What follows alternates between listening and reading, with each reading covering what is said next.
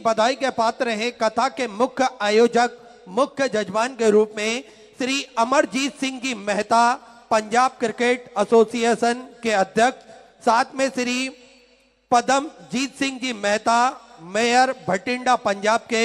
एक बार जोरदार ताली बजाकर स्वागत करें, जिन्होंने बड़ी ही सुंदर व्यवस्थाओं के साथ में ये सुंदर कथा का आयोजन रखकर न केवल हम सभी को कृतार्थ करा, अपितु समूचे जन समुदाय के लिए, विश्व कल्याण के लिए ये सुंदर कथा का आयोजन रखकर सभी भक्तों को कृतार्थ करा, आनंद में करा।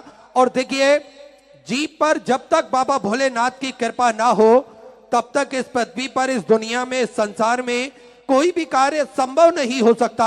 हम सभी देवाधिदेव महादेव के चरणों के दास हैं, उनकी कृपा दृष्टि के साए में ही अपना जीवन यापन करना चाहते हैं। हम सभी महादेव के मंदिर जाएं,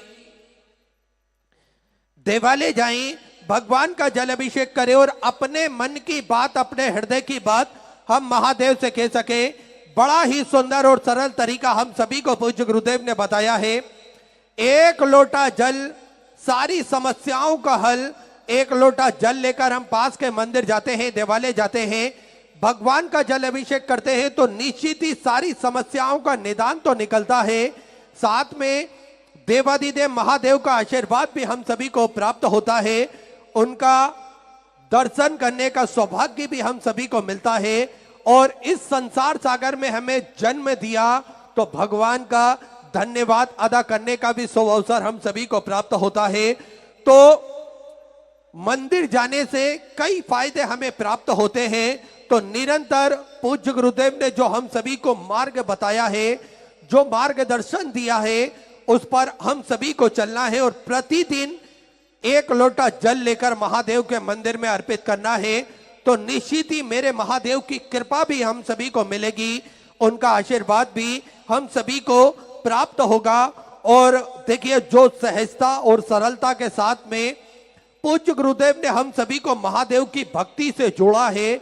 आज अगर हम बात करें तो निश्चित ही कहीं ना कहीं पूज्य गुरुदेव ने इसमें बड़ा एक योगदान हम सभी को प्रदान करवाया है। देखिए, 4 शंकराचार्यों ने 4 पीठ की स्थापना करी। माता अहिल्या देवी ने भारत की भूमि पर अनेकों शिव मंदिर की स्थापना करी और अनेकों मंदिर बनवाए, अनेकों मंदिर का जीर्णोद्धार भी माता अहिल्या देवी ने करवाया।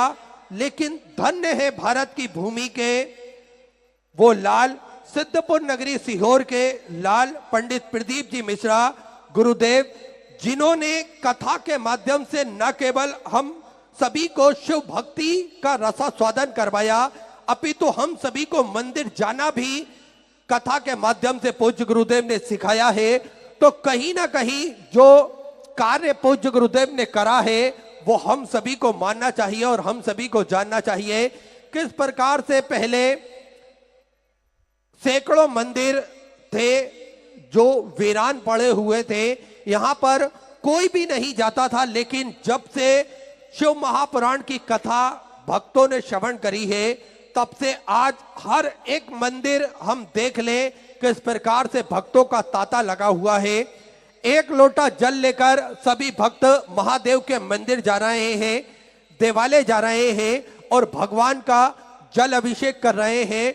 आज लंबी कतारें लगी हुई है। आज छोटे से गांव, नगर, कस्बा, कहीं पर भी हम जाकर देखें, लेकिन मंदिरों में ये भीड़ आज लगी हुई है। तो कहीं ना कहीं पूज्य गुरुदेव ने जो सहजता और सरलता के साथ में हम सभी को शिव महापुराण की कथा श्रवण कराई है, ये उसका पुण्य प्रताप हम सभी को देखने को मिल रहा है और उसका लाभ सभी सनातन धर्म के मानने वाले लोगों को प्राप्त हो रहा है। ये पूज्य गुरुदेव ने हम सभी को बताया है। तो आज हम सभी महादेव की विराम दिवस की कथा श्रवण कर कर अपने जीवन को कृतार्थ में करेंगे, आनंद में करेंगे। और आप सभी को ज्ञात है, सिद्धपुर नगरी सीहोर की पावन धरा पर विशाल कुबेरेश्वर धाम की स्थापना होने जा रही है। ये एक ऐसा धाम बनने जा रहा है जो 12 ज्योतिर्लिंग के मध्य में केंद्र में स्थापित होगा। कंकर संकर की ये पावन धरा, कंकर संकर की ये पावन भूमि जप स्थली है, तप स्थली है, साधना स्थली है, आराधना स्थली है। भगवान भोलेनाथ की कृपा दृष्टि इस धरा पर हमेशा विद्यमान होती है। जो भी भक्त अपने मन की मुराद लेकर कुबेर भंडारी के चरणों तक पहुंचता है और किसी भी स्थान पर बैठकर 108 बार श्री शिवाय नमस्तुभ्यम का जाप करता है, मेरा कुबेर भंडारी, मेरा राजा धीराज महाकाल राजा कुछ ही दिनों में, कुछ ही महीनों में इन सभी भक्तों की मनोकामना पूर्ण कर देता है।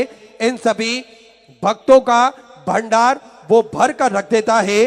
तो ऐसी सुंदर पावन धरा यहां पर प्रतिदिन मेरे महादेव विराजमान रहते हैं और सभी भक्तों के मन की अरदास को भी वो पूर्ण कर देते हैं। उन सभी भक्तों के मनोकामना भी वो पूर्ण कर देते हैं। तो ऐसी सुंदर पावन पुनीत धरा यहां पर मेरे कुबेर भंडारी का आशीर्वाद सदा विद्यमान होता है। यहां पर प्रतिदिन लाखों भक्त उस धरा पर पहुंचते हैं और भगवान भोलेनाथ का आशीर्वाद वो ग्रहण करते हैं। कलयुग के अंदर सतयुग, त्रेता युग और द्वापर युग, तीनों युग के दर्शन करने का लाभ भी हमें प्राप्त होता है। भगवान मुरली मनोहर मंदिर के रूप में हम सभी को ये आशीर्वाद मिलता है और कंकर के रूप में जो शंकर को पूजते हैं सभी भक्त, उन महादेव का भी आशीर्वाद हम सभी को मिलता है। तो किस प्रकार से उस धरा पर नियमित रूप से भक्तों का तांता लगा रहता है। जो 300 वर्ष पुराना बट वृक्ष है जिसकी छांव में बैठकर सभी भक्त महादेव की आराधना करते हैं और उस छांव में बैठकर एक पॉजिटिव एनर्जी हम सभी को मिलती है। तो वो धरा कोई साधारण धरा नहीं है, तप स्थली है, जप स्थली है, साधना स्थली है, आराधना स्थली है। मेरे महादेव का आशीर्वाद उस धरा पर हमेशा विद्यमान होता है। और किस प्रकार से देखा हम सभी ने कि भक्त आते तो हैं आंखों में आंसू लेकर, लेकिन उस धरा से जब वो निकलते हैं तो उनके मन में एक उत्साह होता है, उनके मन में एक हौसला होता है, उनके मन में एक विश्वास होता है कि मेरा महादेव मुझे हारने नहीं देगा, मेरा महादेव मुझे गिरने नहीं देगा, हर परिस्थिति में वो मेरा साथ देगा, हर मोड़ पर वो मेरे लिए खड़ा रहेगा। और सकारात्मक ऊर्जा हम सभी को उस धरा से प्राप्त होती है। तो वो धरा कोई साधारण धरा नहीं है, क्योंकि जब मेरे महादेव की कृपा होती है तो लंगड़ा चलने लगता है, गूंगा बोलने लगता है, बहरा सुनने लगता है और जो व्यक्ति किसी काम का नहीं होता है उसे भी मेरे महादेव फर्श से सीधे अर्श तक पहुंचा देते हैं। ये मेरे महादेव की कृपा है। वहां पर पहुंचने के बाद में खोटा सिक्का भी चलता है, क्योंकि मेरे महादेव का आशीर्वाद होता है। तो निश्चित ही सभी पर भोलेनाथ का आशीर्वाद प्राप्त भी होता है और मेरे भोलेनाथ सभी पर कृपा और करुणा भी करते हैं।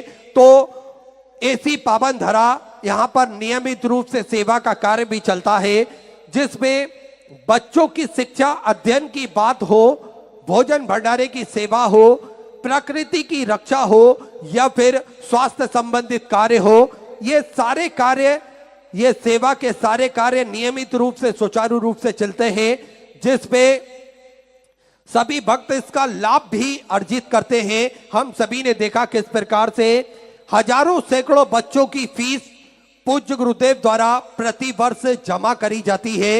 ये बच्चे पढ़ लिख सके, अपना भविष्य उज्जवल कर सके, अपने देश का भविष्य उज्जवल कर सके, इसलिए बच्चों की फीस पूज्य गुरुदेव द्वारा प्रति वर्ष जमा करी जाती है। साथ में आप सभी को ज्ञात है किस प्रकार से इन बच्चों के कॉपी किताब की व्यवस्था, इन बच्चों के कोर्स की व्यवस्था भी पूज्य गुरुदेव द्वारा करी जाती है। साथ में आप सभी को ज्ञात है कि पूज्य गुरुदेव द्वारा प्रकृति की रक्षा के लिए भी कार्य किया जाता है। आज जो सभी के स्वास्थ्य पर असर पड़ रहा है उसमें कहीं ना कहीं पर्यावरण का एक महत्वपूर्ण योगदान रहता है। हमारी जलवायु शुद्ध रहे और हमारी आने वाली पीढ़ी को भी शुद्ध जलवायु मिल सके, इसलिए पूज्य गुरुदेव ने दूरदृष्टि रखते हुए वृक्षारोपण का कार्य न केवल स्वयं अपने हाथों से करा, अपितु हम सभी को भी इस वृक्षारोपण के कार्य में सम्मिलित करा, ताकि कि हम सभी भी अपने अपने गांव नगर में, अपने अपने शहर में ये वृक्ष लगाएं और इनका लालन पोषण करें, और जिससे आसपास की जो प्रकृति है वो फिर से हरी भरी हो और हमें शुद्ध जलवायु प्राप्त हो सके। इसलिए प्रकृति की रक्षा के लिए भी पूज्य गुरुदेव हमेशा तत्पर रहते हैं, हमेशा आगे रहते हैं। और हम सभी ने देखा अभी कुबेर भंडारी की पावन धरा पर हजारों सैकड़ों वृक्ष एक साथ वृक्षारोपण करा गया। साथ में हम सभी से पूज्य गुरुदेव ने आह्वान करा, ग्रीन शिवरात्रि का जो पर्व मनाया, जिसमें सभी से वृक्षारोपण पूज्य गुरुदेव ने करवाए, और इसका पुण्य फल भी हम सभी को ये प्राप्त हुआ कि किस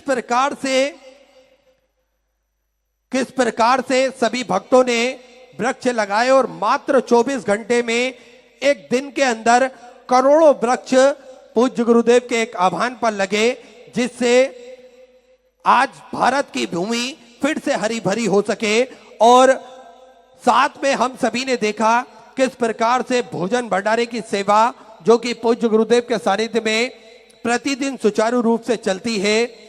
विश्व की सबसे बड़ी और भव्य भोजनशालाओं में से एक कुबेर भंडारी की भोजनशाला, जो कि पूर्णतः निशुल्क रूप से चलती है और बिना रुके 365 दिन, बिना छुट्टी करे 365 दिन ये भोजनशाला सुचारू रूप से चलती है, जिसमें प्रतिदिन लाखों सैकड़ों हजारों भक्त भोजन भंडारे का आनंद लेकर अपने जीवन को कृतार्थ में करते हैं, आनंद में करते हैं। आप सभी ने देखा है कि किस प्रकार से शुद्धता के साथ में आरओ के पानी से स्टीम द्वारा, भाप द्वारा ये भोजन बनकर तैयार किया जाता है, जिसमें भक्तों के स्वास्थ्य के लिए भी ये सोच रहती है कि भक्तों के स्वास्थ्य में भी इसका लाभ प्राप्त हो सके। तो आरओ के पानी से ये भोजन बनकर तैयार किया जाता है। और साथ में आप भी इस भव्य भोजनशाला की सदस्यता ग्रहण कर सकते हैं। मात्र 21,000 रुपए की स्वीकृति देकर जीवन पर्यंत तक आप इसके सदस्य बन सकते हैं। होता यह है कि 365 दिन में से एक दिन, साल में एक दिन आपके नाम से भी भोजन भंडारा कराया जाएगा, और यही क्रम बदल बदल के सुचारू रूप से चलता है, जिसपे सभी भक्त भोजन भंडारे का आनंद लेकर अपने जीवन को कृतार्थ में करते हैं, आनंद में करते हैं। साथ में स्वास्थ्य संबंधित क्षेत्रों में भी पूज्य गुरुदेव हमेशा कार्यरत रहते हैं।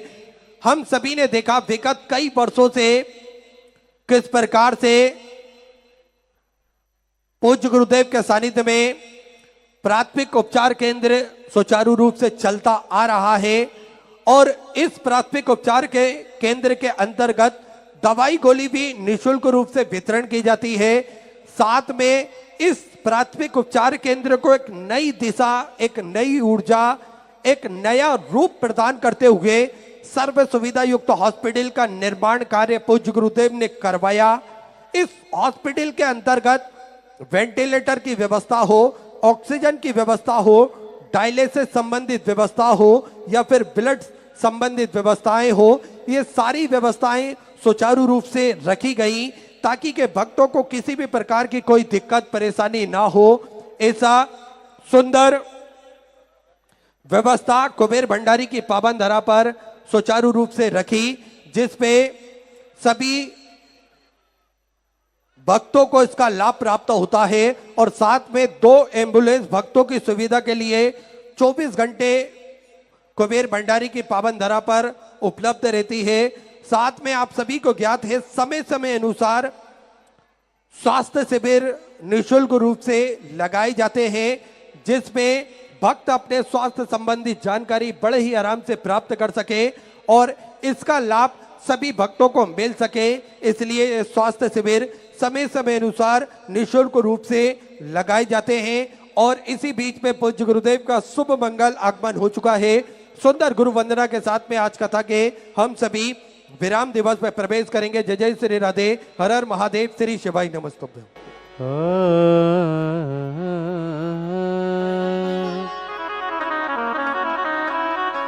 गुरुर्ब्रह्मा गुरुर्विष्णु गुरुर्देवो महेश्वरा, गुरुर्साक्षात् परब्रह्म तस्मै श्री गुरुवे नमः।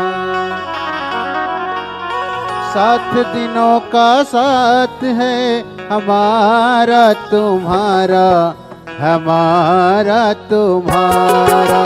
7 दिनों का साथ है हमारा तुम्हारा, तुम्हारा हमारा। होगी कृपा गुरुवर की, होगा मिलन दुआरा। होगी कृपा सतगुरु की, होगा मिलन द्वारा। 7 दिनों का साथ है हमारा तुम्हारा, तुम्हारा हमारा। गीता बनी रामायण नीति हमें सिखाए, गीता बनी रामायण नीति हमें सिखाए। काशी मथुरा तीरथ चारों धाम नहाए, काशी मथुरा तीरथ चारों धाम नहाए। कंचन जैसी काया सबको मिलती नहीं दोबारा, कंचन जैसी काया सबको मिलती नहीं दोबारा। 7 दिनों का साथ है हमारा तुम्हारा, तुम्हारा हमारा। 7 दिनों का साथ है हमारा तुम्हारा, तुम्हारा हमारा। बोले गुरुदेव श्री शिवाय नमस्तुभ्यं। सभी भक्तों को हर हर महादेव। 7 दिवसीय सुंदर श्री शिव महापुराण की यह सुंदर अलौकिक दिव्य कथा हम सभी पूज्य गुरुदेव के सानिध्य में श्रवण कर रहे हैं और बाबा भोलेनाथ की भक्ति में हम सभी किस प्रकार से कथा अमृत का लाभ ले रहे हैं। और आज विराम दिवस की कथा प्रारंभ होने जा रही है। उससे पहले मैं निवेदन करना चाहूंगा, इस भटिंडा शहर के प्रथम नागरिक आदरणीय श्री पदमजीत सिंह जी मेहता मेयर साहब, मैं इनसे निवेदन करूंगा कि 2 मिनट का उद्बोधन हम सभी को प्रदान करें। आदरणीय श्री पदमजीत सिंह जी मेहता बड़े ही आदर और सम्मान से मंच पर पधारे।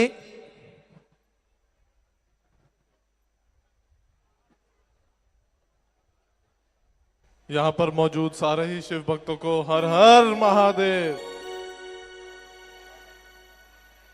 आप सबका यहाँ इतनी बड़ी गिनती पे आने के लिए मैं तहे दिल से शुक्रिया करता हूँ।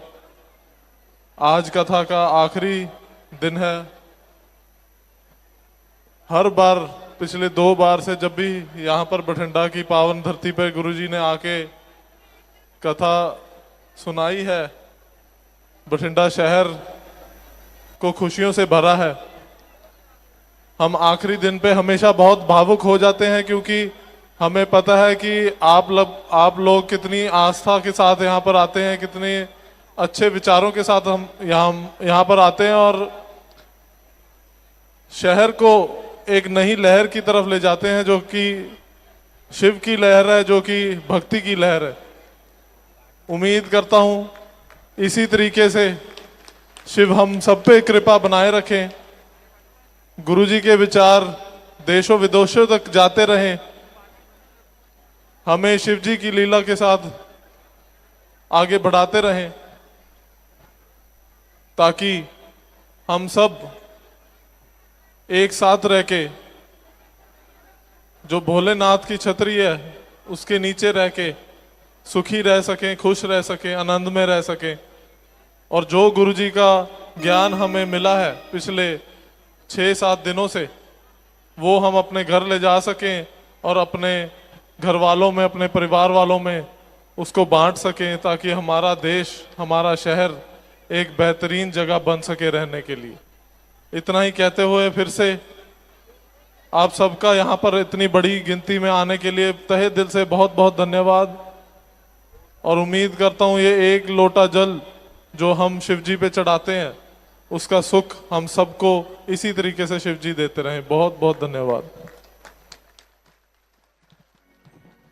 धन्यवाद। आदरणीय श्री पदमजीत सिंह जी मेहता भटिंडा शहर के प्रथम नागरिक हैं, मेयर इस भटिंडा शहर के हैं। और देखिए सबसे बड़ी बात, युवा वर्ग से आते हैं लेकिन भगवान के प्रति आपकी अपार श्रद्धा है, आपकी अपार प्रेम है और निरंतर ये विचार रहता है कि किस प्रकार से हम सभी अपने देश को और ज्यादा बेहतर कर सके, अपने धर्म को हम किस प्रकार से और आगे बढ़ा सके और किस प्रकार से हम सभी भक्ति से जुड़कर सारे कार्यों को कर सके। तो आदरणीय श्री पदमजीत सिंह जी मेहता के लिए एक बार जोरदार ताली बजाकर स्वागत करें, जो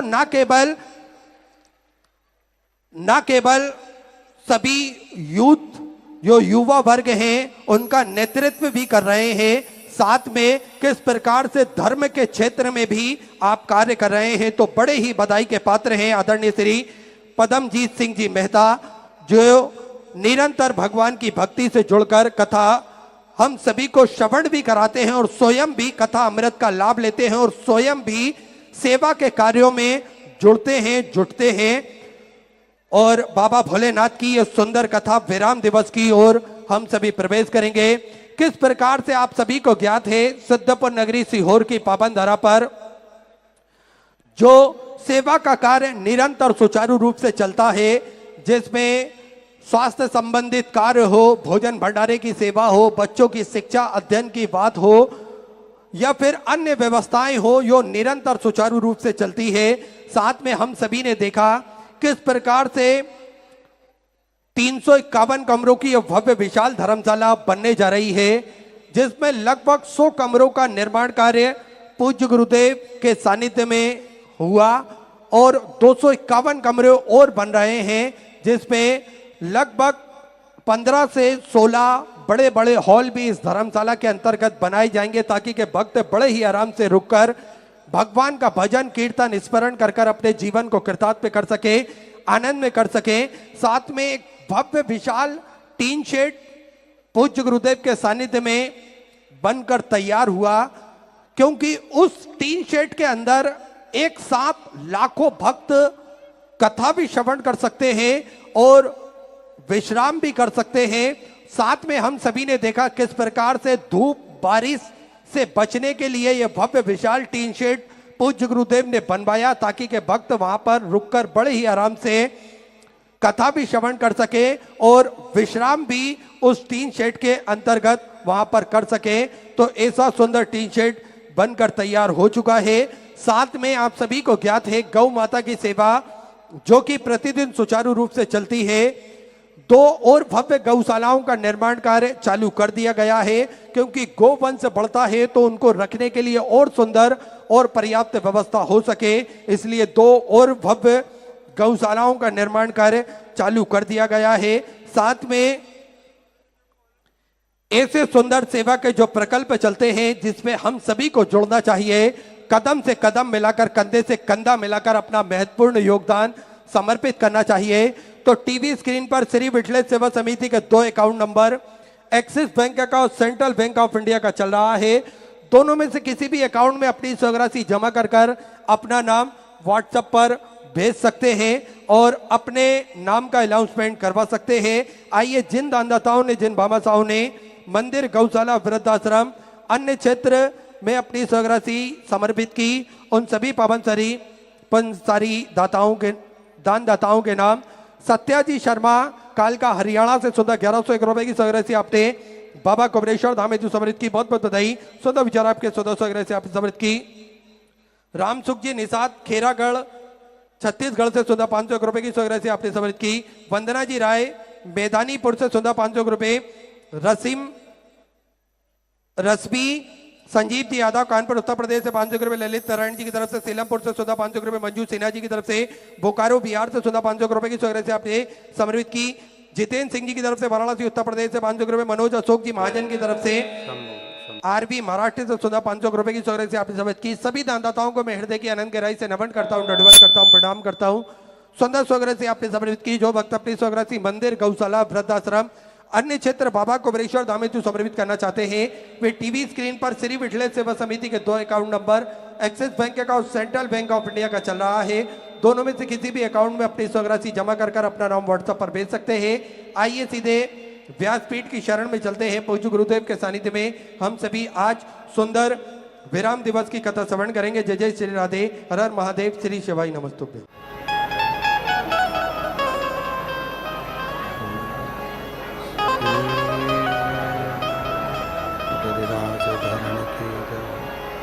श्री वल्लभाधीश की जय, श्री गोसाई जी परम दयाल की जय, श्याम सुंदर श्री नारायण की जय, काशी विश्वनाथ भगवान की जय, गोरा महारानी की जय, श्री गणेश जी महाराज की जय, सरस्वती माता की जय, गणपति सरकार की जय, कुबरेश्वर महादेव की जय, महाकालेश्वर भगवान की जय, ओंकारेश्वर भगवान की जय, माँ वैष्णव माता की जय, संत सतगुरुदेव को माता की जय।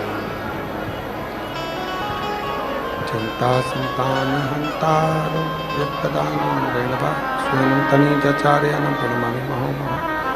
यदनुतो जंतुआ सर्वदुःखातिको भवेत्तमहं सर्वदा वन्दे श्रीवल्लभनन्दनम्। अज्ञानतिमिराभास्य ज्ञानदशलाकया चक्षुरुन्मिलितं तस्मै श्रीगुरुवे नमः। नमामि हृदय शैलचित्तशयनं लक्ष्मी संस्थानं सर्वाणं कलानिधिं। चतुर्भीष्व चतुर्भीष्व चतुर्भीष्व त्रिस्तभाषं जायते सुपंचदा हृदय। बोले विश्वनाथ भगवान की ओम नमः शिवाय, ओम नमः शिवाय, ओम नमः शिवाय, ओम नमः शिवाय, ओम नमः शिवाय।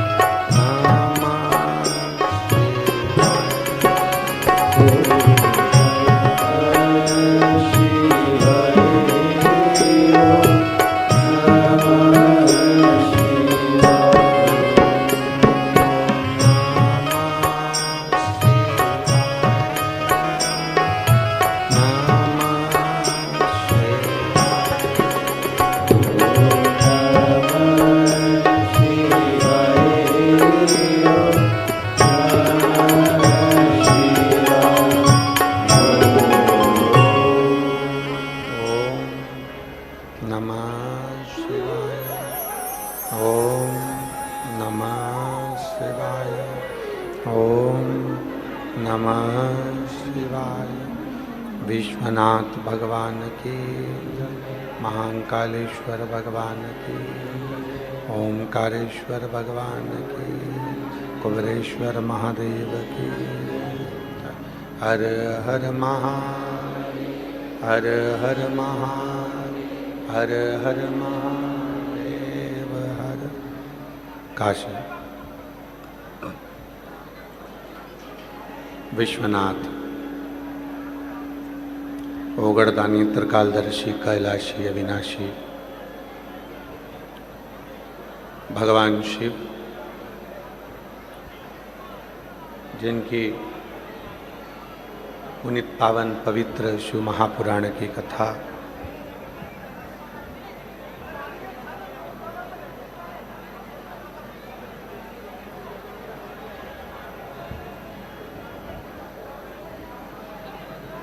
भगवान शिव की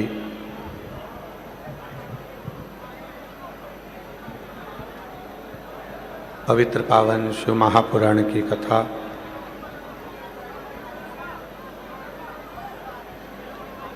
श्रवण करने का सौभाग्य आप और हम सभी को भटिंडा पंजाब की पवित्र पावन भूमि पर प्राप्त हुई है। भटिंडा पंजाब की यह पवित्र पावन भूमि, जहाँ तीसरी बार शिव महापुराण की कथा विराम लेने जा रही है, ये शिव की उदाहरण। हम पहले भी कथा में कहे, कोई भी जिला ऐसा नहीं है जहाँ पर 3 बार शिव महापुराण की कथा हुई हो। केवल एक भटिंडा पंजाब ऐसा है जहाँ ये तीसरी बार शिव पुराण की कथा चल रही है। शिव की उदारता से कथा के मुख्य यजमान श्री अमरजीत सिंह जी मेहता जी, पंजाब क्रिकेट एसोसिएशन के अध्यक्ष श्री पदमजीत सिंह जी मेहता जी, मेयर भटिंडा पंजाब से एक बार जोरदार ताली बजाकर उनके लिए साधुवाद। जो ये पवित्र पावन शिव महापुराण की कथा 3 वर्षों से लगातार आयोजित करें, मैं अमरजीत सिंह जी मेहता जी को बहुत बहुत साधुवाद देता हूँ, जिनका अथक प्रयास इस कथा को दिव्यता प्रदान करा और पूरे भटिंडा क्षेत्र को एक नई ऊर्जा इस कथा के माध्यम से मिली है। एक बार जोरदार ताली बजाकर साधु। शिव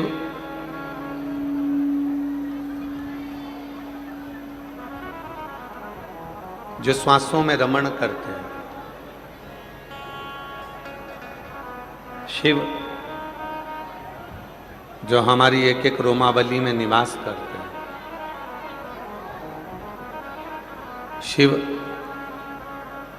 जो शरीर से निकलने वाली प्रत्येक श्वास में रमण करते हैं, शिव जो 3.5 करोड़ रोम छिद्रों में निवास करते हैं, शिव जो व्यक्ति की धड़कनों में श्वासों में निवास करते, शिव जो प्रत्येक आत्मा परमात्मा का जो भाव है प्रत्येक जीवात्मा में निवास करते हैं, प्रत्येक जीवात्मा।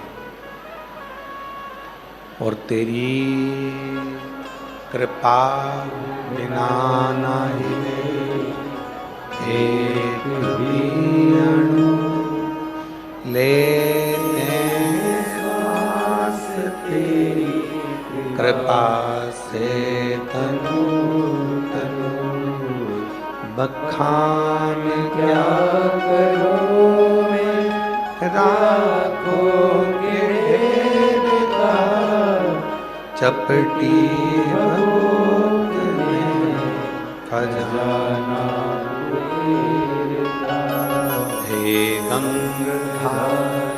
मुक्तिद्वार ओंकार तू बोले ओंकार तू आयो शरण तिहारी शंभु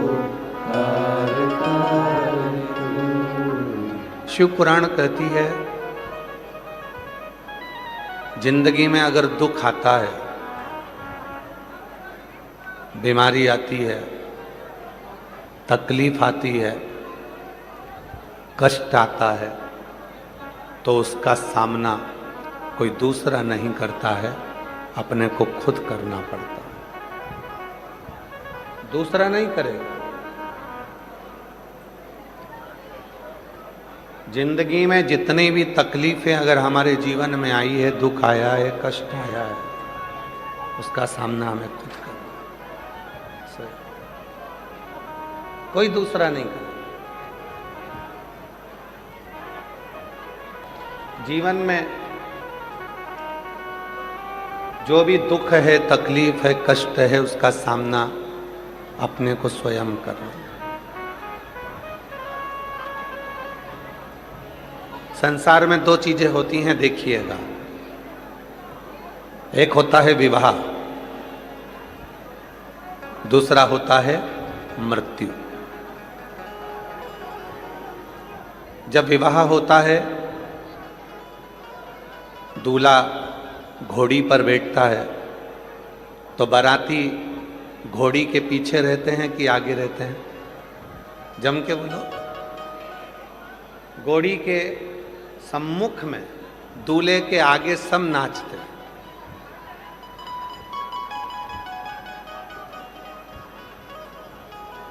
दूल्हे के आगे आगे सब नाचेंगे, खुशियां मनाएंगे, आनंद करेंगे। और यदि जब कोई मरता है तो सब पीछे होते हैं, अर्थी सबसे आगे होती है। ये चरित्र हमको दिखाता है कि खुशियों में, सुख में सारी दुनिया तुम्हारे साथ आगे आगे चलेगी, पर तुम्हारी जिंदगी में जिस दिन दुख आया, कष्ट आया, उस दिन कोई आगे नहीं आएगा, तुम्हें अकेले ही चलना है, पीछे रहेंगे सब।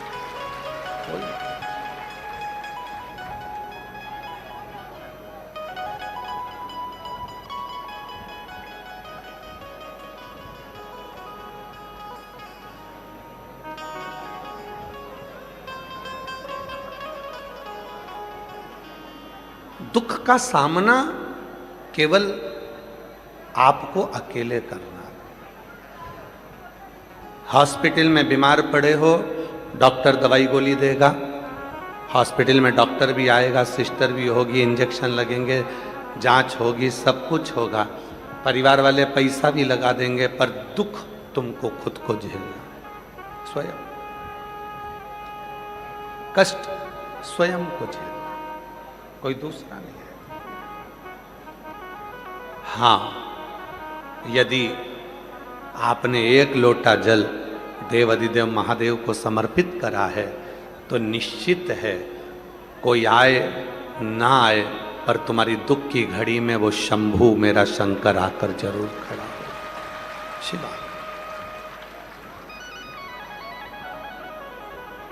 मिले। शोरूम में, होटल में, मार्केट में समोसा मिल जाएगा, कपड़े मिल जाएंगे, फ्रिज मिल जाएगा,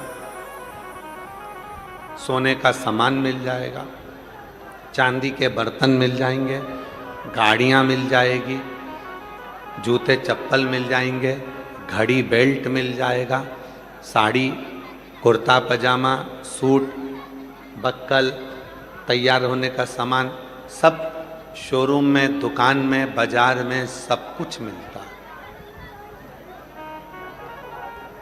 दुनिया में ऐसा कोई बाजार नहीं बना जिस बाजार में तुम्हारा बीता हुआ कल मिलता हो। बाजार में, शोरूम में जूता मिलेगा, चप्पल मिलेगा, कपड़े मिलेंगे, बर्तन मिलेगा, भांडा मिलेगा, दुनिया का सारा सामान दुकानों पर, बाजार में मिल जाएगा, पर जो बीता हुआ तुम्हारा पल है, बीता हुआ जो तुम्हारा कल है वो कभी नहीं मिलेगा। और अगर किसी दुकान वाले के पास जाकर पूछोगे क्यों भैया तुम्हारे यहाँ बीता हुआ पल हमारा पुराना कल मिल जाएगा क्या, तो वो कहेगा ये तो नहीं मिलेगा परंतु पछतावा मिल जाएगा। अगर मिलेगा तो केवल पछतावा मिलेगा, केवल। जिन्होंने 2024 में भटिंडा की कथा को श्रवण करा, श्री अमरजीत सिंह जी, श्री पदमजीत सिंह जी कथा को आयोजित करे। जिन्होंने 24 में सुना उसको बाबा ने 25 की कथा के पहले ही उन्होंने पत्र लिखकर 25 में दे दिया। जिन्होंने 25 में श्रवण करा उनके पत्र ये 2026 की कथा में आ गए। और फिर जब मेरा बाबा तुम पर कृपा करेगा, कथा सुनकर जब आप जाओगे, यहाँ से बाबा को प्रणाम कर कर, यहाँ की मिट्टी को नमन कर कर, अपने बाबा से विनय कर कर जब यहाँ से जाओगे, 3 महीने के अंदर तैयारी रखना कि तुम्हारा पत्र फिर व्यासपीठ पर पहुंचे।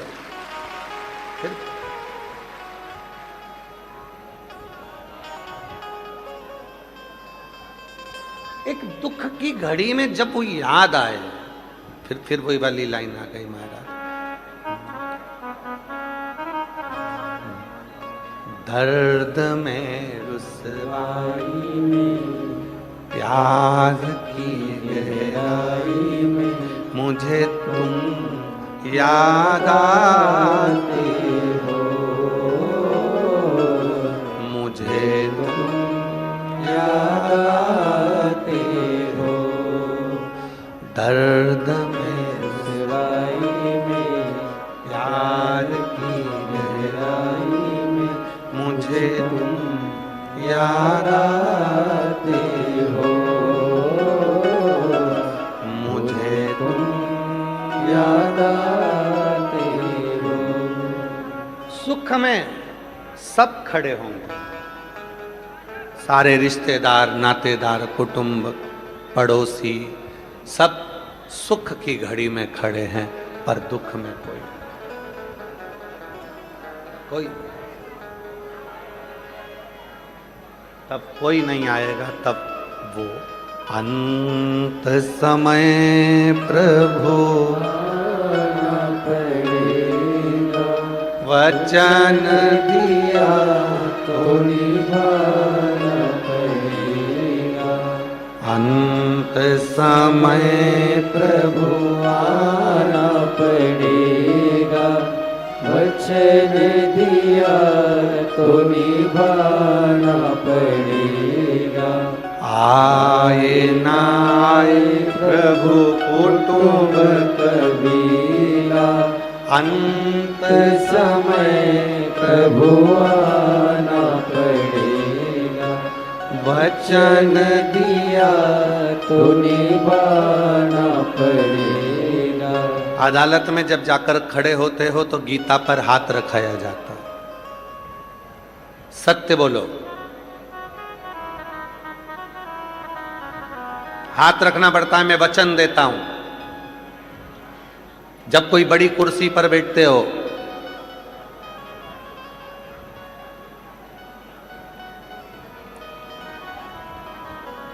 मेयर की कुर्सी पर हमारे पदम जी बैठे, दूसरी बार शिव की कृपा से, एक बार जोरदार ताली बजा साथ होकर। आप मेयर की कुर्सी पर बैठे तो आपको भी वचन देना पड़ा। पुलिस की नौकरी करने वाले जितने भी मेरे पुलिस के एक एक यहाँ पर बंधु लगे हुए हैं, उन्होंने भी वचन दिया कि मैं राष्ट्र की सेवा करूं। वचन प्रधानमंत्री, मुख्यमंत्री, अध्यक्ष, उपाध्यक्ष, यहाँ तक कि हमारे अमरजीत जी क्रिकेट एसोसिएशन के अध्यक्ष बने तो उन्होंने भी वचन दिया। वचन का मतलब क्या है? लोग कहते हैं गुरुजी आप ये लाइन गुनगुनाते हो कि वचन दिया तो आना पड़ेगा, तो हमने भगवान से वचन कब लिया? तो शिव महापुराण की कथा में स्वयं भगवान श्री गणेश जी महाराज ने अपने पिताजी भगवान श्री शिव जी से निवेदन करा कि जब संसार का व्यक्ति बहुत उलझनों में घिर जाता है, और गणेश पुराण का दूसरा अध्याय को स्मरण करिएगा, जब संसार का व्यक्ति बहुत उलझनों में गिर जाता है तो वो ईश्वर को भी ताने देने लगता है कि मैंने इतनी पूजन करी, इतना पाठ करा, इतना जल चढ़ाया, इतना ऐसा करा, इतना वैसा करा, फिर भी भगवान मेरा साथ नहीं दे रहा। जब दुख आता है तो हम भगवान को भी ताना देते हैं, भगवान को भी कहते हैं कि तुमने हमारा साथ नहीं दिया, तुमने हमारा साथ नहीं दिया, तुमने हमारा साथ नहीं दिया। तब कौन आता है? व्यक्ति टूट जाता है, पूरा खाली हो जाता है भीतर से, उसकी आंख में से निरंतर जल बहता रहता है। फिर कौन आता है? भगवान भोलेनाथ ने कहा, गणेश, संसार का मनुष्य या 33 कोटि देवता जब किसी गुरु के मुख से शिव तत्व को श्रवण करते हैं, उस समय पर शंकर उनको वचन दे देते हैं कि तूने मेरी कथा को श्रवण करा तो तेरे अंत समय में, तेरे दुख की घड़ी में मैं स्वयं आकर खड़ा।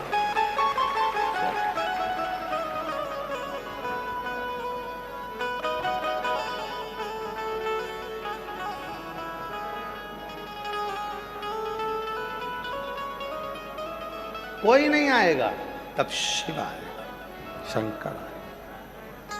महाराज,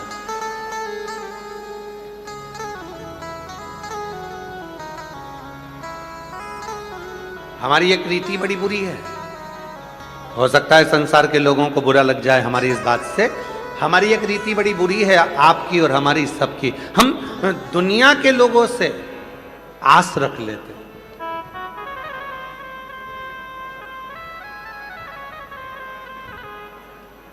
दुनिया के लोगों से आस रखते हैं।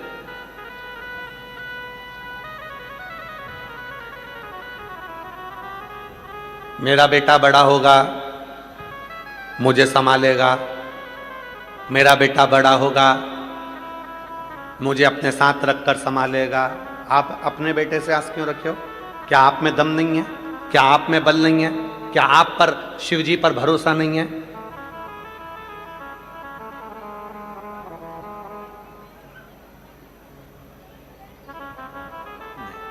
स्वयं पर भरोसा, स्वयं पर विश्वास, स्वयं पर दृढ़ता।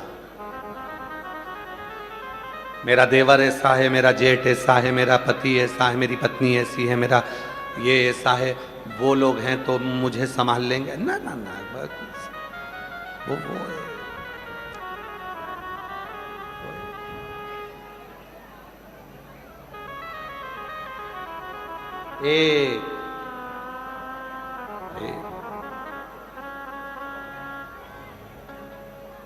वो ये सर्व जगत को संभालने वाला।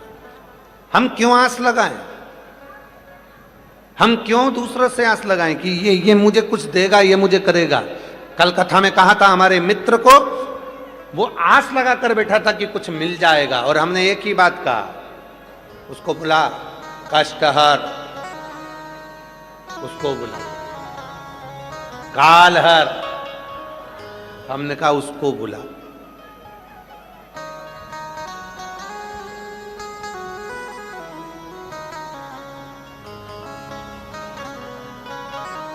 बीमार पड़े, आवाज लगा रहे हो, बेटा आ, बहू तू आ, बेटी तू आ, भैया जी तुम आओ, भाभी तुम आओ, रिश्तेदार तुम आओ, सबको बुलाया, तो तुमने उसको क्यों नहीं बुलाया जिसको तुमने एक लोटा जल चढ़ाया?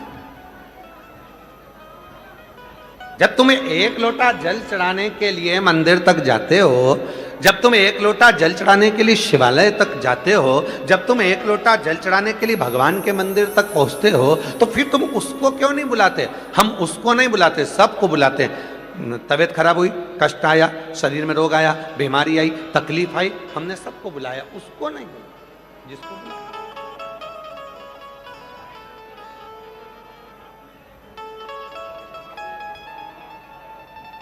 हमने उसको नहीं बुलाया।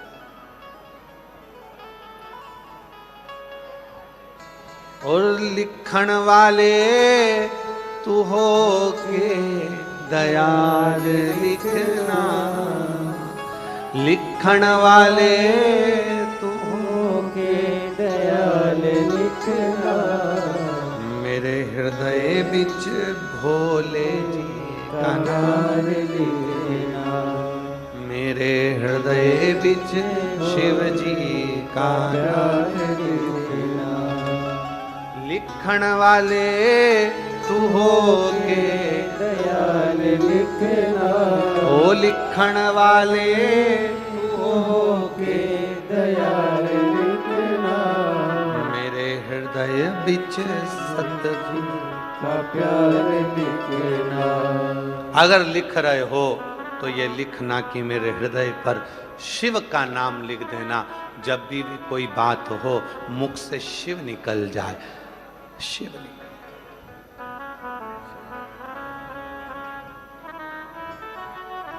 कष्ट आया शिव निकले, तकलीफ आई शिव निकले, परेशानी आई शिव निकले, शिव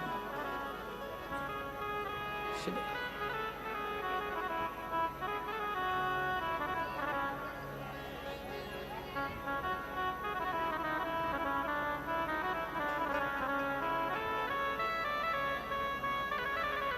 कुछ याद नहीं, केवल एक वही, केवल एक शिव। और जब विश्वास दृढ़ होता है तब वो शिव ही याद आता है। हृदय पर नाम हो शंकर का, घर के दरवाजे पर लिखा हो श्री शिवाय नमस्तुभ्यम, जिस गाड़ी में सफर कर रहे हैं उस पर लिखा हो श्री शिवाय नमस्तुभ्यम,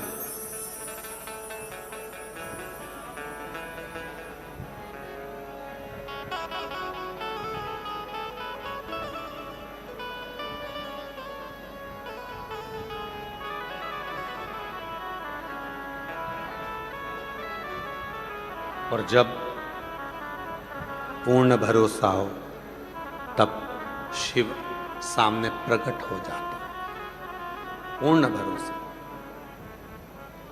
कल परसों के दिन एक घटना घटी लखनऊ में। परसों के दिन एक घटना घटी लखनऊ में, अग्निकांड। कोचिंग क्लास चल रही थी, नए नए बच्चे सब पढ़ाई की उस कोचिंग में थे, सब नए बच्चे, क्योंकि कोचिंग वही बच्चे कर रहे थे, बैठे थे। किसको मालूम था कि कब कहां कौन काल आ जाता, उन माता पिता की क्या दशा हो रही होगी, उनके परिवार की क्या दशा है, विचार करें।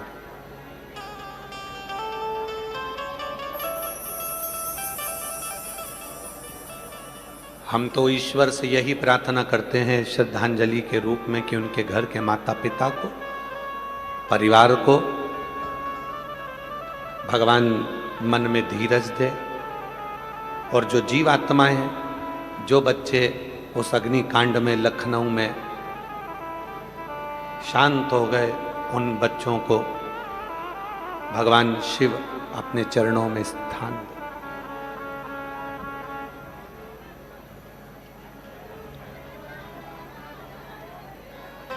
उन बेटा बेटियों ने कितनी तमन्ना उनके अंदर होगी, कितनी जिज्ञासा उनके अंदर होगी, कितनी उमंगता उनके अंदर होगी कि मुझे ये करना। कोई 20 साल का, कोई 22 साल का, कोई 23 साल का, कोई 18 साल का, कोई उनके अंदर कितनी जिज्ञासा होगी, कितनी आशा कितनी जुड़ी होगी कि मुझे ये करना है, ये बनना। पर कोई काल घड़ी ऐसी आ जाती है जो लेकर चली जाती है। इसीलिए हम बार बार आप लोगों से निवेदन करते हैं, अपने घर के दरवाजे पर श्री शिवाय नमस्तुभ्यम लिख दो, घर के अंदर भी एक स्टिकर चिपका दो, श्री शिवाय नमस्तुभ्यम। घर के बाहर भी चिपका दो, गाड़ी में भी लगा दो। क्यों? अगर कोई हमारे दरवाजे पर आ रहा होगा, श्री शिवाय नमस्तुभ्यम पड़ेगा, हम दरवाजा खोलेंगे, उसके मुख का दर्शन होगा, तो कोई बुरी खबर भी होगी तो वो अच्छी हो जाएगी, ये निश्चित है। आप घर के अंदर के भाग में भी श्री शिवाय नमस्तुभ्यम का एक स्टिकर चिपका दो। क्यों? आप जब अपने घर से निकलोगे, दरवाजा खोलोगे, तो एक बार पढ़ने में आएगा श्री शिवाय नमस्तुभ्यम, तो हमारी मंजिल, हमारा लक्ष्य सही हो जाए। हम तो बाबा के भरोसे चलते हैं, हम तो बाबा के भरोसे चलते हैं। ये दुनिया वाले जलते हैं, ये दुनिया वाले जलते हैं, हम तो बाबा के भरोसे चलते हैं, हम तो बाबा के भरोसे चलते हैं। ये दुनिया वाले जलते हैं, ये दुनिया वाले जलते हैं, डमरू वाले के भरोसे चलते हैं, काशी वाले के भरोसे चलते हैं, सीहोर वाले के भरोसे चलते हैं, सीहोर वाले के भरोसे चलते हैं, हम तो बाबा के भरोसे चलते हैं, हम तो बाबा के भरोसे चलते हैं। जब उसके आश्रित होगे तो वो संभाल। घर में छोटा बच्चा है आपके, परिवार में छोटा बच्चा है आपके, पड़ोस में छोटा बच्चा है आपके, उस बच्चे को उछालो, रोएगा कि खुश होएगा? खुश होएगा, हंसेगा। ऊपर जाता है बच्चा, उछालते हैं, खुश होता है, हंसता है। क्यों? क्योंकि उसको मालूम है मैं नीचे आऊंगा तो मेरी मम्मी, मेरे पापा, मेरे रिश्तेदार, मुझे प्रेम करने वाले मुझे संभाल लेंगे। बच्चा हंसता है, उछाला, हंसा, मुझे कोई संभाल ले है। आवाज नहीं आ रही, उधर आवाज करो। बच्चा हंसता है, थोड़ा प्रेशर बढ़ा दो। बच्चा हंसता है, उछाला, बच्चा हंसा। क्यों? बच्चे को मालूम है मुझे पकड़ने वाले, मुझे संभालने वाले, मुझे उधर साइड आवाज नहीं जा रही है, उस वाले पंडाल में मुझे संभालने वाले हैं, मुझे संभालने। उसको मालूम है कि मुझे संभालने वाले हैं, और उसको इस चीज का अंदाजा है कि मुझे ये संभाल ले। बस शिव महापुराण की कथा भी यही कहती है, अगर कोई दुख आया और कोई दुख आया और उस दुख में भी अगर तुम मुस्कुरा रहे हो, समझ लेना कि शिव तुमको संभाल रहा है। शिव तुम्हें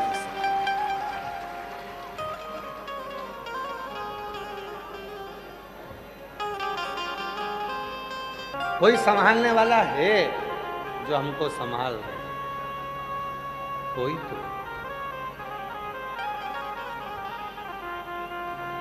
तेरे दर पे आके मुझे क्या मिला है, तेरे दर पे आके मुझे क्या मिला है, ये मैं जानता हूँ या वो जानता है, ये मैं जानता हूँ या वो जानता है, तेरे दर पे आके मुझे क्या मिला है। न्यूज़ वाले पूछते हैं आप लोगों के पास में आके, तुम यहाँ आते हो इतनी गर्मी में, इतनी धूप में, इतनी इतनी दूर से, तुम्हें कुछ मिला है?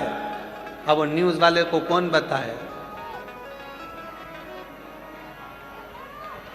तेरे दर पे आके मुझे अरे आवाज नहीं आ रही है उधर भाई, आवाज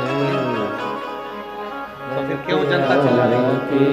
अगर खोल रखी है मुझे क्या मिला है, तेरे मैं जानता हूँ या वो जानता है, ये मैं जानता हूँ या वो जानता है। उधर पीछे देखिए, पीछे वाले वो पीछे क्या है? मुझे क्या मिला है, तेरे दर पे आके मुझे क्या मिला है, ये मैं जानता हूँ या वो जानता है, ये मैं जानता हूँ या वो जानता है, तेरे दर पे आके मुझे क्या मिला है, तेरे दर पे आके मुझे क्या मिला है। ये उसके ऊपर निर्भर करता है। एक मुनि की कथा आती है, व्याघ्रपाद मुनि। शिव महापुराण में बड़ी सुंदर चरित्र है इसमें। व्याघ्रपाद मुनि शिव के परम भक्त थे।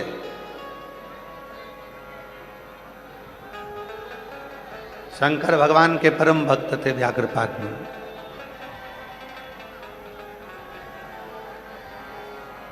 शिव जी के इतने परम भक्त थे कि रोज प्रतिदिन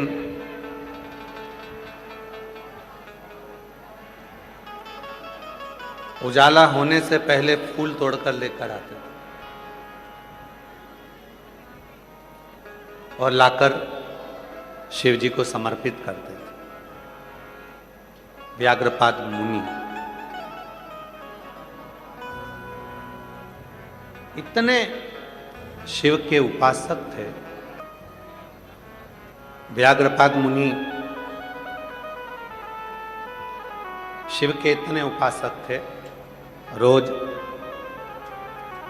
प्रतिदिन सूर्य उगने से पहले, प्रकाश होने से पहले फूल तोड़कर लाते और शिव जी को समर्पित करते। प्रतिदिन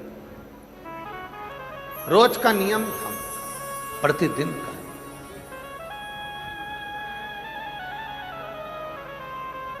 चौबीस घंटे उनके मुख से शिव का नाम निकलता रहता। प्रति नमः शिवाय, ओम नमः शिवाय, नमः शिवाय, ओम नमः शिवाय, नमः शिवाय, ओम नमः शिवाय, नमः शिवाय, ओम नमः शिवाय, नमः शिवाय, ओम नमः शिवाय, नमः शिवाय, ओम नमः शिवाय। व्याघ्रपाद मुनि एक ऐसे मुनि जो फूल तोड़कर लाते, शिव जी को समर्पित करते। ये चोंगे नहीं चल रहे हैं क्या इस पट्टी के? तो फिर आवाज पब्लिक क्यों चिल्ला रही है?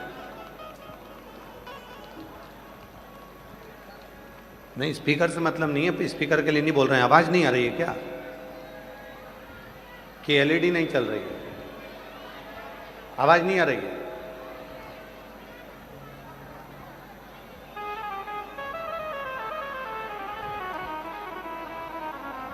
व्याघ्रपाद मुनि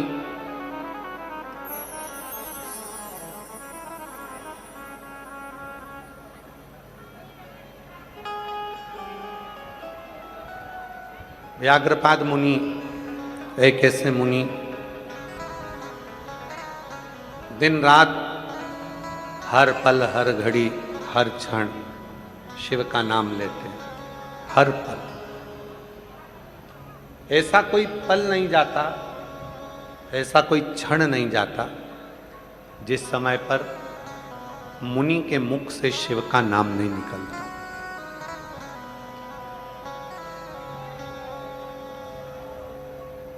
शिव नाम नहीं निकलता। हर पल शिव का नाम, हर घड़ी शिव का नाम। और एक नियम, फूल तोड़कर लाना, शिव जी को समर्पित करना। जहां पर व्याघ्रपाद मुनि रहते थे,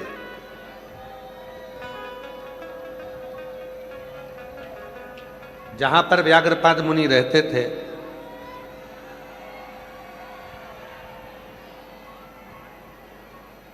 वो व्याघ्रपाद मुनि के आसपास की जो भूमि थी,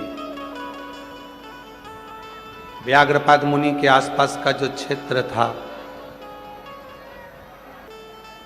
वो क्षेत्र में जितने वृक्ष लगे थे, सारे वृक्षों के पुष्प व्याघ्रपाद मुनि ने तोड़ लिए थे और शिव जी को समर्पित कर दिए थे।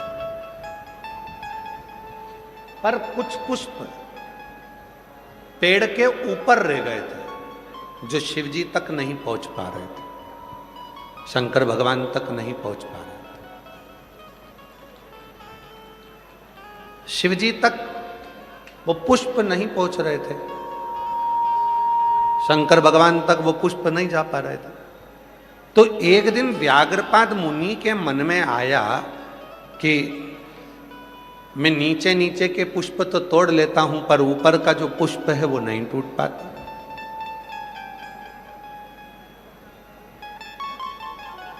अब मुझे शिव जी की साधना करनी, तपस्या करनी। और व्याघ्रपाद मुनि शिव जी की तप साधना में डूब गए। तप साधना 3 साधना है, हमने उसका नाम साधना ही दिया है। 3। पहली, एक ही समय पर भगवान शंकर को जल समर्पित करना। 9 बजे अगर मैं जल समर्पित करती हूं तो 9 बजे समर्पित करना, यह भी एक साधना। पर हम और आप ग्रस्त जीवन जीते हैं, घर में रहते हैं, तो हम इतनी बड़ी साधना नहीं कर सकते कि ठीक 9 बजे ही जल चढ़े। कभी कभी परिवार में बच्चे हैं, पति है, पत्नी है, रातें हैं, रिश्ते हैं, सास ससुर है, उनकी सेवा में देरी हो जाती है, तो जल चढ़ाने में आगे पीछे का समय हो जाता है। हम और आप गृहस्थी हैं, तो हम इतनी बड़ी साधना नहीं कर सकते कि एक ही टाइम पर हम जाकर भगवान को जल चढ़ाएं। इसीलिए शिव महापुराण की कथा कहती है कि 24 घंटे में जो समय तुमको मिले तुम उस समय पर जाकर भगवान को जल समर्पित कर सकते हो, शिव को चढ़ा सकते हो। शिव स्वीकार करेगा। सुबह का जल भी शंकर भगवान स्वीकार करते हैं, तो दोपहर का जल भी शिव जी स्वीकार करते हैं। संध्या काल का जल, प्रदोष काल का जल भी शिव स्वीकार करते हैं। तो रात्रि में भी अगर हमारे जीवन में दुख आता है, कष्ट आता है, तकलीफ आती है, और रात में भी अगर कोई एकदम कष्ट आ गया और तुमने बाबा को 1 लोटा जल चढ़ाया, तो वो रात को भी स्वीकार करता है, क्योंकि मेरे शिव और मां जगत जननी, एक मेरे भोले बाबा और एक मेरी मां जगत जननी दुर्गा भवानी, एक ऐसी हैं, दुनिया में किसी देवता की रात्रि नहीं होती केवल ये दो देवता ऐसे हैं, एक शिव और एक शक्ति, जिनकी रात्रि होती है शिवरात्रि, नवरात्रि, इनकी रात्रि मान्य होती है। बाकी के किसी देवता की रात्रि की स्मरणता नहीं, पर केवल दो देवता हैं, एक महादेव और एक मां शक्ति दुर्गा भवानी आद्य शक्ति, जिनकी रात्रि होती है। पिता और मां कभी नहीं सोते, रात भर। कई बच्चे कह देते हैं मम्मी तुम्हें नींद आती कि नहीं आती? क्यों? सुबह से इतनी जल्दी उठ जाती हो, कितनी खटर पटर आवाज आने लगती है, नींद नहीं आती तुमको? मम्मा बोलती है बेटा अब आती नहीं है, हम सो लेते हैं जितनी देर हमको लगता है। तुम तो दिन में भी नहीं सोती हो, तुम्हें नींद नहीं आती क्या? अरे कोई माँ से पूछे, जिस माँ के बच्चे बड़े हो जाते हैं, उस माँ से पूछे कि उस माँ को नींद क्यों नहीं आती है। उसको मालूम है कि घर है, परिवार है, बच्चे हैं, पति बाहर रहे, इधर गए उधर गए, बच्चे इधर गए उधर गए, तो टेंशन में नींद नहीं आती। लोग कहते हैं पिताजी को नींद नहीं आती। पिताजी से कोई पूछे कि उनको नींद क्यों नहीं आती, क्योंकि उनको भी चिंता रहती है, आगे बच्चों का करना क्या है, कैसे करना है, क्या करना है, उसको भी नींद नहीं आती। दो हैं, एक मां, इसलिए उनकी भी नवरात्रि, और एक पिता देव अधिदेव महादेव, जिनकी शिवरात्रि। अर्थात ये दो देव ऐसे हैं जिनकी रात्रि को भी अगर हम उसको पुकारेंगे तो मेरा महादेव और मेरी जगत जननी दुर्गा भवानी दौड़ कर आती। ये दो हैं।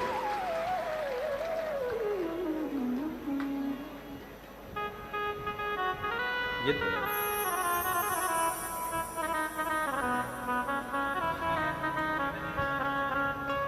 वो हमारे शैलेंद्र भैया एक लाइन बड़ी अच्छी गुनगुनाते हैं महाराज, बेटा जो बुलाए माँ को ओ मैया जी के चरणों में टिकाना चाहिए, बेटा जो बुलाए माँ को आना चाहिए। ओ बेटा जो बुलाए माँ को आना चाहिए। हो मैया जी के चरणों में टिकाना चाहिए, बेटा जो बुलाए माँ को आना चाहिए। हो बेटा जो बुलाए माँ को आना चाहिए। ये भाव, रात्रि को भी अगर कोई दर्द है, कोई कष्ट है, कोई तकलीफ है, कोई बहुत बड़ा टेंशन, चिंता आकर खड़ी हो गई है, एक लोटा जल भरो, शिव जी को समर्पित करो, मेरा डमरू वाला रात के समय पर आकर खड़ा हो जाएगा।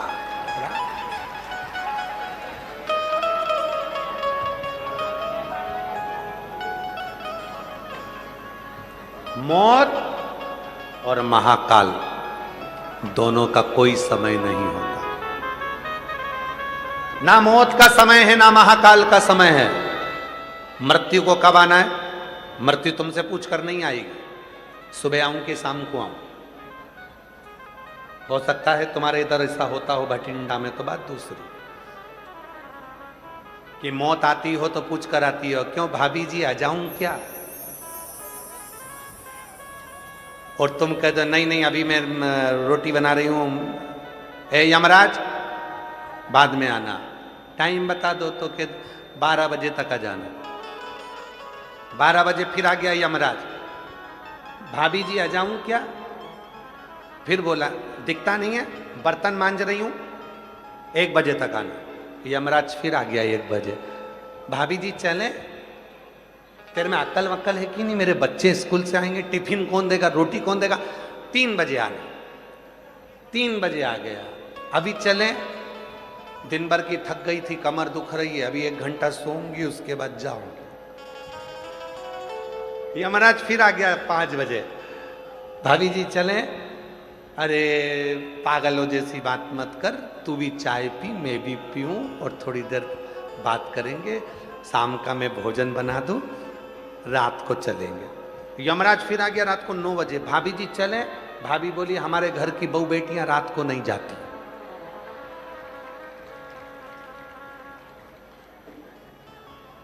तो फिर मैं क्या करूं? इतने में भाभी जी ने कहा पड़ोसन को ले जा, मुझे छोड़। अब कौन? ए भाई, नहीं होता।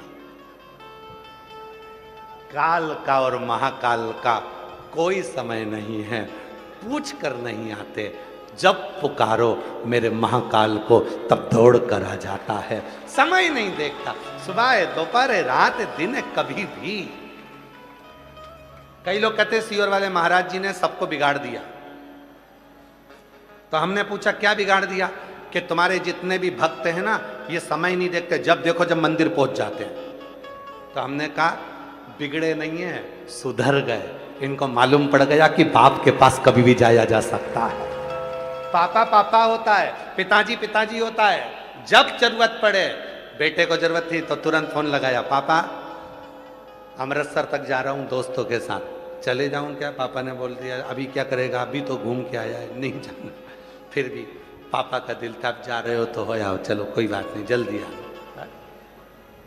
पापा पापा है, पिता पिता है, माँ माँ है, वो नहीं देखती समय। उसको तो लगा मेरे बच्चों ने पुकारा, चल दी, उठे उठ चले, चल।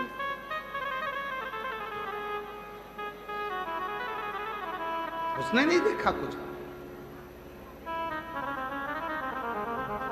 वो तो केवल एक भाव के साथ चले जाते, चले जा,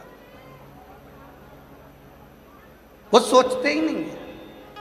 अभी हमको रात को मालूम पड़ा, श्री अमरजीत सिंह जी मेहता जी की धर्म पत्नी श्रीमती मेहता जी विकास जी को बता रही थी कि रात को इतनी भीड़ कि पुलिस वालों ने उधर से रोड को रोक दिया। जितने लोग ग्राउंड में सो रहे थे उससे ज्यादा रोड पर सो रहे थे, बिछा बिछा, इतना भीड़। और अभी भी आए तो गाड़ियों का ढेर लगा पड़ा हुआ है, पूरी लंबी लंबी कतारें हैं। जहां तक कहा, कौन बुलाया तुमको? किसी ने पीले चावल नहीं दिया, निमंत्रण नहीं दिया, पत्र नहीं गया, कहीं बैनर नहीं लगे तुम्हारे शहर में आकर कि तुम आना, कोई पत्र देने नहीं गया। फिर भी तुम इतने लाखों की संख्या में आए हो, तो कौन ने बुलाया? तुम किसी के कहने पर नहीं आए हो, तुम भोले बाबा की उस मर्जी से, शिव की आज्ञा से यहां पहुंचे हो। शिव की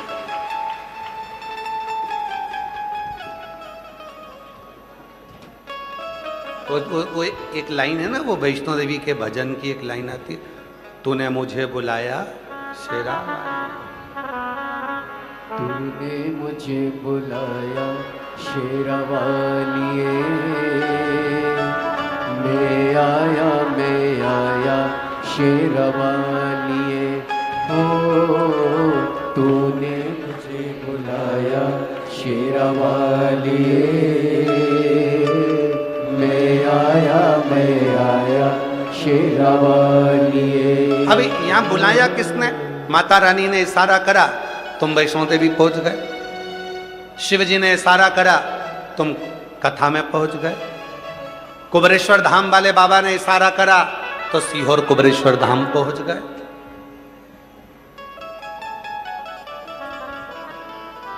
किसी ने निमंत्रण नहीं दिया। वृंदावन से बिहारी जी ने बुलाया, तुम दर्शन के लिए पहुंच गए। गोवर्धन नाथ जी ने बुलाया, परिक्रमा करने पहुंच गए। किसी ने नहीं बुलाया। नहीं तो तुम्हारी तो सोच में था जाऊंगी, ऐसे सोचते सोचते तो तुमने कहीं कितनी बार कथा निकाल दी, जाऊंगी, पर अब की बार पहुंच गई। क्यों पहुंच गई? क्योंकि उसको मालूम था, बहुत दिन से इंतजार कर रही है। और हमने पहले भी कथा में कहा, शिव महापुराण की कथा में अगर तुम पहुंचे हो तो याद रखना कि शंकर भगवान आपको कुछ देना चाहते होंगे, इसलिए बुलाया होगा, नहीं तो बुलाते ही नहीं। कई लोग कुबरेश्वर धाम आते हैं, कोई लोग हर महीने, कई लोग ऐसे हैं जो हर महीने कुबेरेश्वर धाम आते हैं, बाबा को जल चढ़ाते हैं, कंकर शंकर पूजन करते हैं, एक कंकर लेकर जाते हैं, फिर अगले महीने आते हैं, वो कंकर रख जाते हैं, दूसरा ले जाते हैं। कोई 6 महीने में आता है, कोई 1 साल में आता है, कोई 3 महीने में आता है, कोई हर 2 महीने में आता है, कोई बाबा की कावड़ पर आता है, कोई रुद्राक्ष महोत्सव में आता है, कोई गुरु पूर्णिमा पे साल में आता है। सबने अपना अपना नियम बना के रखा है कि हमको बाबा के यहाँ जाना है, वहां बैठूंगी, बोलूंगी, प्राप्त हो।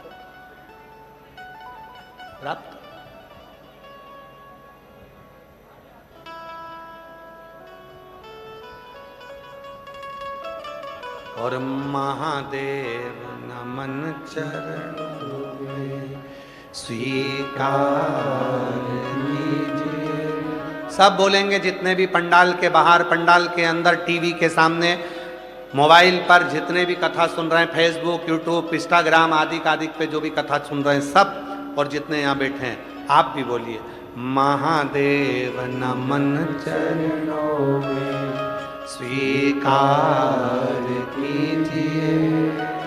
सबका किया है मेरा भी उद्धार कीजिए, उद्धार कीजिए। हे त्रिपुंडधारी, हे त्रिशूलधारी, हे त्रिपुंडधारी, हे त्रिशूलधारी। चरणों में तेरे बाबा जी पावन है चारों धाम। चरणों में तेरे बाबा जी पावन है चारों धाम। तेरी देव करते वंदना, पूजे सीताराम। तेरी देव करते वंदना, पूजे सीताराम। हो जाए पूरी कामना, हो जाए पूरी कामना। उपकार कीजिए, सबका किया है मेरा भी उद्धार कीजिए, उद्धार कीजिए। हे त्रिपुंडधारी, हे त्रिशूलधारी, हे त्रिपुंडधारी, हे त्रिशूलधारी। सबका किया, मेरा भी, मेरा।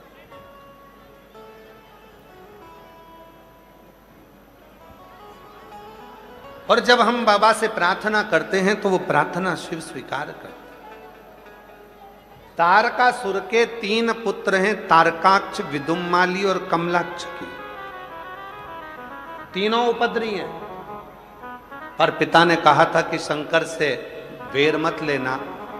वर मांगा ब्रह्मा जी से, हम ना नीचे मरे, ना ऊपर मरे, ना अंदर ना बाहर, ना अस्त्र शस्त्र, ये सारी चीजें कहते कहते आखिरी में जब उन्होंने बहुत कुछ मांग लिया कि मेरे प्राण ना छूटे, ब्रह्मा जी ने कहा कि ऐसा हो नहीं सकता, मरोगे तो निश्चित, मृत्यु तो निश्चित, काल तो आए, बस अगर शिव के शरणागति है तो कुछ बच जाए, कुछ।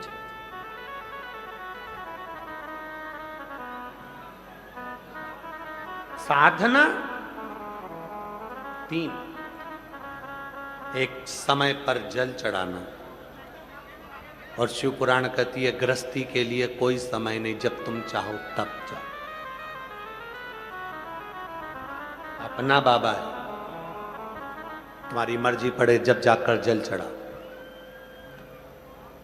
घर के लोगों को दुखी कर कर नहीं, सब फ्री हो जाओ तब शिव जी के मंदिर में 1 लोटा जल चढ़ाने जाओ। साधना। दूसरे नंबर की साधना, शिव के नाम का उच्चारण रात दिन करना। ये भी हमारे गृहस्थियों के बस का नहीं है।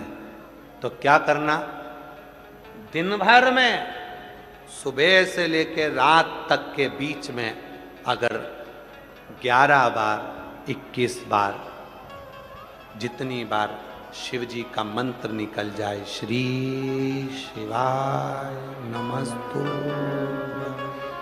श्री शिवाय नमस्तु, श्री शिवाय नमस्तु, ये मंत्र निकल जाए तो समझ लेना कि साधना हो गई। मंत्र साधना, समझ लो कि साधना।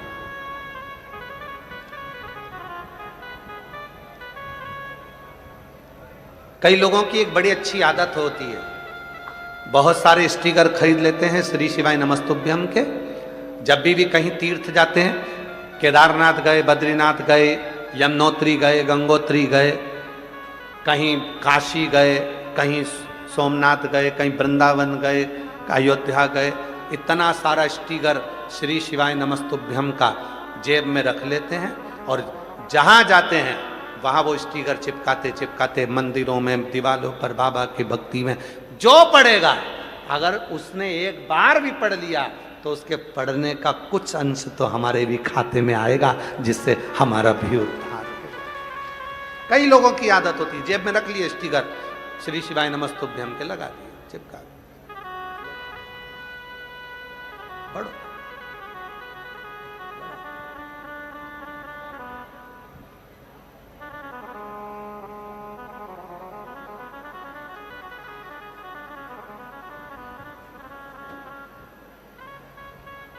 प्रार्थना करना, निवेदन करना, यह साधना का द्वितीय चरण।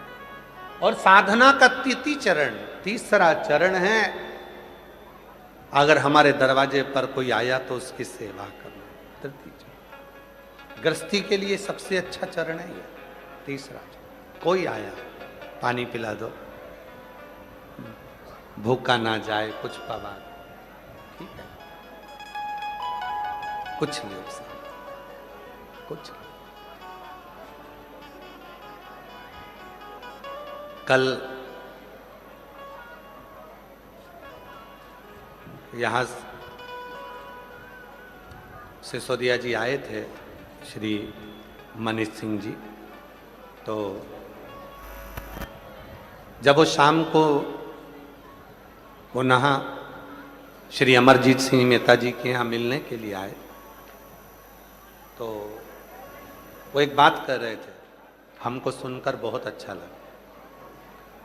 उन्होंने कहा कि मैं इस घर में जितनी बार भी आता हूँ, अमरजीत सिंह जी के यहाँ पर, पदम जी के यहाँ जितनी बार भी आता हूँ,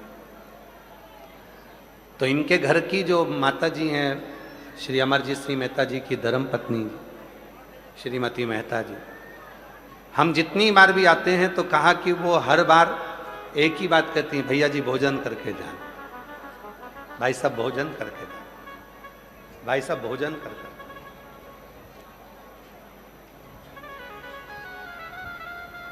हम कल सुनकर बड़े